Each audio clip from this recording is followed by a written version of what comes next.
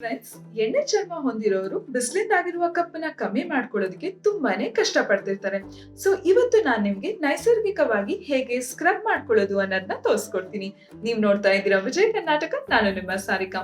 ವೀಕ್ಷಕರೇ, ಇವಾಗ ನಾನು ತೋರಿಸ್ಕೊಡ್ತಿರೋ ಸ್ಕ್ರಬ್ ಬಿಸಿಲಿಂದಾಗಿರುವ ಕಪ್ಪನ್ನ ಕಮ್ಮಿ ಮಾಡೋದ್ರ ಜೊತೆಗೆ ಚರ್ಮದ ಮೇಲ್ಗಡೆ ಇರುವ ಎಣ್ಣೆ ಅಂಶನೂ ಕೂಡ ಕಮ್ಮಿ ಮಾಡುತ್ತೆ.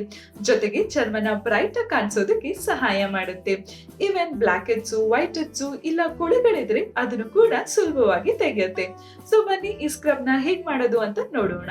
ಫ್ರೆಂಡ್ಸ್, ನಮಗ್ ಬೇಕಾಗಿರೋದು ಗೋಧಿ ಹಿಟ್ಟು, ಆಮೇಲೆ ಅಕ್ಕಿ ಹಿಟ್ಟು, ಜೊತೆಗೆ ಗುಲಾಬಿ ಹೂವಿನ ಪುಡಿ, ಅರಿಶಿನ 1/4 ಸ್ಪೂನ್ ಅಷ್ಟು, ಜೊತೆಗೆ ಹಾಲು. ಇಷ್ಟು ಇಂಗ್ರೀಡಿಯೆಂಟ್ ಬೇಕಾಗತ್ತೆ. ಮೊದಲು 1 ಸ್ಪೂನ್ ಅಷ್ಟು ಅಕ್ಕಿ ಹಿಟ್ಟನ್ನ ಹಾಕೊಳ್ಳೋಣ. ಅಕ್ಕಿ ಹಿಟ್ಟಲ್ಲಿ ಆಂಟಿ ಇನ್ಫ್ಲಮೇಟರಿ ಪ್ರಾಪರ್ಟಿ ಮತ್ತೆ ಆಂಟಿ ಆಕ್ಸಿಡೆಂಟ್ ಪ್ರಾಪರ್ಟಿ ಹೆಚ್ಚಾಗಿ ಇದೆ. ಹಾಗಾಗಿ ಚರ್ಮ ಸುಕ್ಕಾಗೋದನ್ನ ಕಮ್ಮಿ ಮಾಡುತ್ತೆ. ಬಿಸಿಲಿಂದಾಗಿರುವ ಕಪ್ಪನ್ನು ಕೂಡ ಕಮ್ಮಿ ಮಾಡುತ್ತೆ. ನೆಕ್ಸ್ಟ್ ಇದ್ರ ಜೊತೆ ಗೋಧಿ ಹಿಟ್ಟನ್ನ ಹಾಕೊಳ್ಳೋಣ. ಗೋಧಿ ಹಿಟ್ಟು ಚರ್ಮದಲ್ಲಿರುವ ಎಣ್ಣೆ ಅಂಶನ ಕಮ್ಮಿ ಮಾಡುತ್ತೆ. ಚರ್ಮದ ಮೇಲ್ಗಡೆ ಕಪ್ಪು ಕಲೆಗಳಿದ್ರೆ ಅದನ್ನ ಕಮ್ಮಿ ಮಾಡುತ್ತೆ. ಚರ್ಮದ ಎಲಾಸ್ಟಿಸಿಟಿನ ಇಂಪ್ರೂವ್ ಮಾಡುತ್ತೆ. ಚರ್ಮನ ಇನ್ನು ಬ್ರೈಟ್ ಆಗಿ ಕಾಣಿಸೋದಕ್ಕೆ ಸಹಾಯ ಮಾಡುತ್ತೆ. ನೆಕ್ಸ್ಟ್ ಇದಕ್ಕೆ 1/4 ಸ್ಪೂನ್ ಅಷ್ಟು ಅರಿಶಿನ ಹಾಕೊಳ್ಳೋಣ. ಅರಿಶಿನ ಬಳಸೋದ್ರಿಂದ ಮೊಡವೆಗಳನ್ನ ಕಮ್ಮಿ ಮಾಡುತ್ತೆ, ಎಣ್ಣೆ ಅಂಶನ ಕಮ್ಮಿ ಮಾಡುತ್ತೆ, ಜೊತೆಗೆ ಚರ್ಮನ ಯಂಗ್ ಆಗಿ ಯೂತ್ಫುಲ್ ಆಗಿ ಕಾಣೋದಕ್ಕೆ ಸಹಾಯ ಮಾಡುತ್ತೆ. ನೆಕ್ಸ್ಟ್ 1 ಸ್ಪೂನ್ ಅಷ್ಟು ಗುಲಾಬಿ ಹೂವಿನ ಪುಡಿನ ಹಾಕೊಳ್ಳೋಣ. ನಾವು 3 ಪುಡಿನೂ 1 ಸ್ಪೂನ್ ಹಾಕೊಬೇಕಾಗತ್ತೆ. ಬರೀ ಅರಿಶಿನ ಮಾತ್ರ 1/4 ಸ್ಪೂನ್ ಅಷ್ಟು ಹಾಕೊಂಡ್ರೆ ಸಾಕು. ಇನ್ನ ಈ ಗುಲಾಬಿ ಪುಡಿ ಬಳಸಿರೋದ್ರಿಂದ ಚರ್ಮದ ಸ್ಕಿನ್ ಟೋನ್ ನ ಇಂಪ್ರೂವ್ ಮಾಡುತ್ತೆ, ಚರ್ಮಕ್ಕೆ ಒಳ್ಳೆ ಪೋಷಕಾಂಶವನ್ನು ಕೊಡುತ್ತೆ. ಇದು ಕೂಡ ಚರ್ಮ ಸುಕ್ಕಾಗದೆ ಇರೋ ಹಾಗೆ ಕಾಪಾಡುತ್ತೆ. ಯಾಕೆಂದ್ರೆ ಇದರಲ್ಲಿ ಆಂಟಿ ಏಜಿಂಗ್ ಮತ್ತೆ ಆಂಟಿ ಆಕ್ಸಿಡೆಂಟ್ ಪ್ರಾಪರ್ಟಿ ಇದೆ. ಹಾಲನ್ನ ಹಾಕೊಳ್ಳೋಣ. ಕಾಯಿಸಿ ತಣ್ಣಗಾಗಿರುವಂತ ಹಾಲನ್ನ ತಗೊಳ್ಳಿ.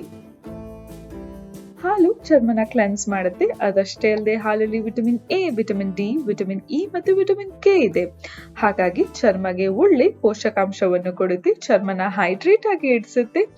ಚರ್ಮನ ಕ್ಲಿಯರ್ ಆಗಿ ಕಪ್ಪು ಕಲೆಗಳಿಲ್ಲದೆ ಇರೋ ಕಾಣೋದಕ್ಕೆ ಸಹಾಯ ಮಾಡುತ್ತೆ. ಈ ಎಲ್ಲ ಇಂಗ್ರೀಡಿಯೆಂಟ್ ಚೆನ್ನಾಗಿ ಮಿಕ್ಸ್ ಆದ್ಮೇಲೆ ನಮ್ ಸ್ಕ್ರಬ್ ಪ್ಯಾಕ್ ರೆಡಿ ಆಯ್ತು.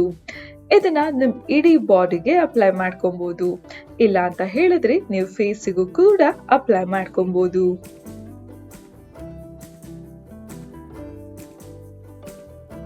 ಇಡೀ ಬಾಡಿಗೆ ಅಪ್ಲೈ ಆದ್ಮೇಲೆ ಒಂದ್ ಸ್ವಲ್ಪ ಹೊತ್ತು ಹಾಗೆ ಒಣಗಕ್ಕೆ ಬಿಡಿ. ಒಣಗಾದ್ಮೇಲೆ ತಣ್ಣೀರನ್ನು ತಗೊಂಡು ಈ ರೀತಿ ಸರ್ಕ್ಯುಲರ್ ಮೋಷನ್ ಅಲ್ಲಿ ಸ್ಕ್ರಬ್ ಮಾಡ್ತಾ ವಾಶ್ ಮಾಡ್ಕೊಂಡ್ಬಿಡಿ.